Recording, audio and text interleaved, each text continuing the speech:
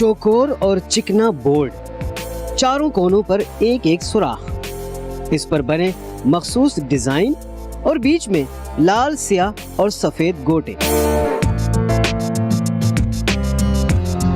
यह दिलचस्प खेल कैरम बज़ाहिर सादा से चौकोर बोर्ड पर खेले जाने वाले खेल के पीछे कई कारीगरों की दिन रात की मेहनत और महारत होती है।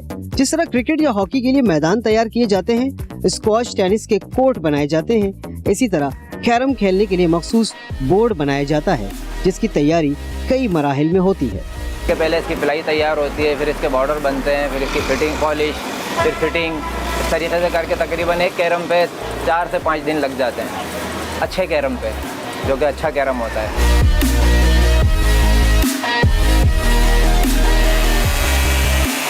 कैरम बोर्ड की तैयारी के लिए सबसे पहले मुख्तलिफ मोटाइयों के तख्तों को, जिन्हें प्लाई भी कहा जाता है, आपस में जोड़ा जाता है। फ्रंट पे इस्तेमाल होती है जो कि कहलाती है ओक पिलाई, ये हम फ्रंट में इस्तेमाल करते हैं स्मूथ करने के लिए। उसका जो गेज होता है तकरीबन 4 mm होता है, और इसको मोटा करने के लिए हम लोग जो है ना इसके बैग में सेंटर में ये पिलाई डाली जाती है इस मोटाई की, इस पर पेस्ट कर देते हैं इसको प्रेसिंग, फिर इसका गेज हो जाता है इस साइज़ का।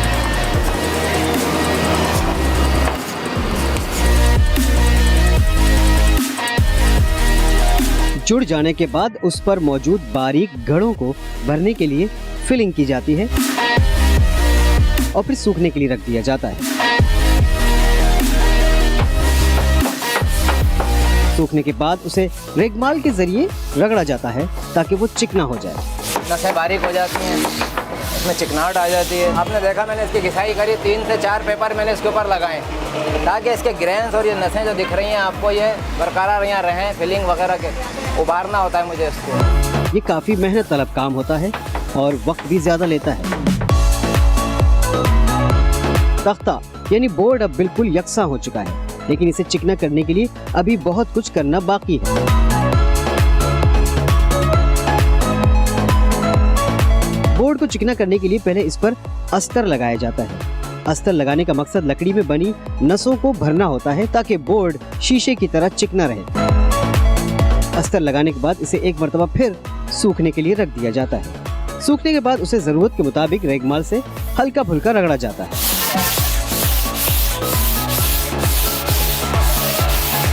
अब मरहला आता है इस पर डिजाइन बनाने का। डिजाइन बनाने के लिए मखसूस इंक इस्तेमाल होती है जो बाजार में बनी बनाई मिलती है। कारीगर इस इंक में स्याह रंग मिलाकर इसका रंग मजीद चमकदार बना देते हैं ताकि बनाया जाने वाला डिजाइन ज्यादा वाज़ेह और खूबसूरत लगे। बोर्ड पर डिजाइन सिर्फ खूबसूरती के लिए नहीं बनाया जाता, बल्कि बोर्ड पर बनाए जाने वाले मुख्तलिफ डिजाइन और लकीरें खेल के क़वाइद व ज़वाबित की भी वजाहत करते हैं। डिजाइन में सबसे पहले बोर्ड के दरमियान प्रकार की मदद से दायरा बनाया जाता है। ये दायरा इस बात की निशानदेही करता है कि खेल शुरू होने से कबल गोटों को यहाँ जमाया जाए।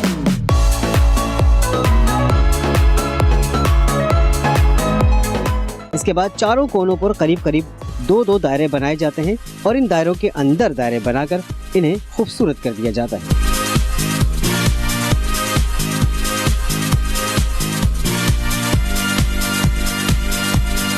ये काम बड़ा हसास और तवज्जो तलब होता है। कारीगर के हाथ की जरा सी लफ्जिश ड्राइंग को खराब कर सकती है।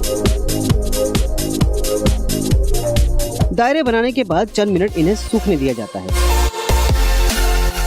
उसके बाद मजीद लकीरें लगाई जाती हैं।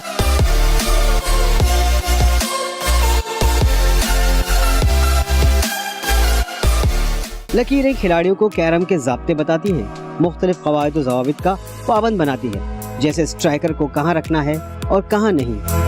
ड्राइंग हमारी मुकम्मल हो चुकी है, अब हम कलर की तरफ जा रहे हैं।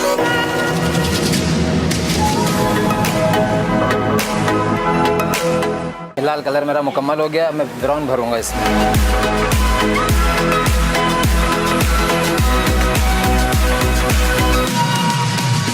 डिजाइन बनाने के बाद हल्की फुल्की पॉलिश की जाती है। अब प्लाई पर किया जाने वाला सारा काम मुकम्मल हो चुका है।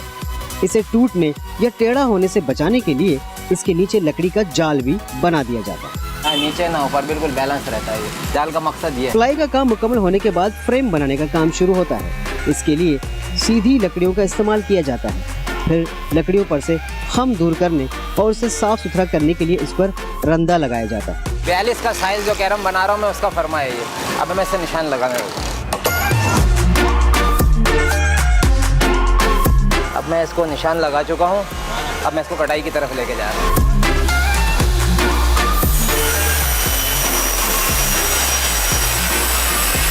कैरम मखसूस लंबाई और चौड़ाई के होते हैं, इसलिए जिस साइज का कैरम तैयार करना होता है उसी लिहाज से इसका बॉर्डर भी तैयार किया जाता है, यानी लकड़ियों को मतलूबा साइज के हिसाब से काट लिया जाता है। इसके बाद बॉर्डर पर प्लाई चिपकाई जाती है।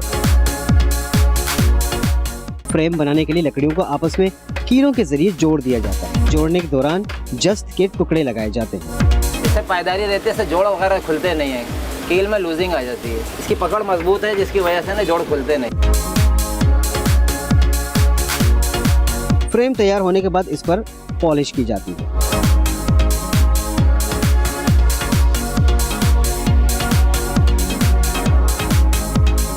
फ्रेम की तैयारी के पहले से तैयार करदा प्लाई जिस पर डिजाइन वगैरह बनाए गए थे कीलों के जरिए जोड़ दिया जाता है।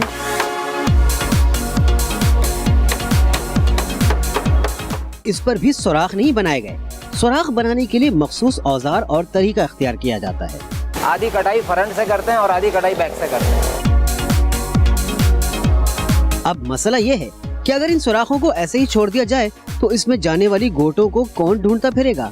इसलिए गोटों को सुराख में जाने के बाद इधर उधर जाने से बचाने के लिए चारों कोनों पर लकड़ी के छोटे डब्बे लगाए जाते हैं, जिसके बाद सिर्फ अगर गोटे और स्ट्राइकर मैसर आ जाए तो कैरम की महफिल जम सकती है।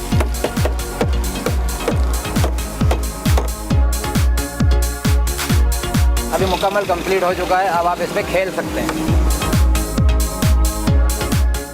लीजिए, कैरम खेलने के लिए खूबसूरत बोर्ड तैयार हो चुका है, लेकिन इस पर खेला नहीं जा सकता क्योंकि अभी तो सिर्फ मैदान तैयार हुआ है। इस पर खेल का मेला लगाने के लिए 9 स्याह, 9 सफेद और एक लाल गोट चाहिए और इन्हें उनकी मंजिल यानी कैरम बोर्ड में बने सुराख की तरफ धकेलने के लिए एक स्ट्राइकर की जरूरत है। गोट और स्ट्राइकर की तैयारी का भी अलग ही तरीका है। ये दोनों चीजें आमतौर पर प्लास्टिक से तैयार की जाती हैं, जिसमें प्लास्टिक की 3 शीटों को मिलाकर दबाया जाता है। इसके यकजान होने के बाद इसे चौकोर टुकड़ों में काटते हैं और फिर मशीन के जरिए इन्हें गोल गोट और स्ट्राइकर की शक्ल में ढाल दिया जाता है। अब मैंने जो है इसको गोल किया है, अब इसकी ये धारें लग रही है, अब मैं इसको फिनिश करूँगा। गोटें बहुत सी होती हैं, इसलिए इन्हें खूब नाप तोल कर बनाया जाता है ताकि कोई गोट बड़ी या छोटी ना रह जाए।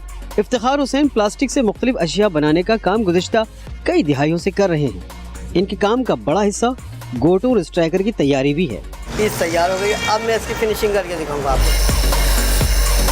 अब ये देखिए, ये मैंने बक्स लगा दिया है इसको।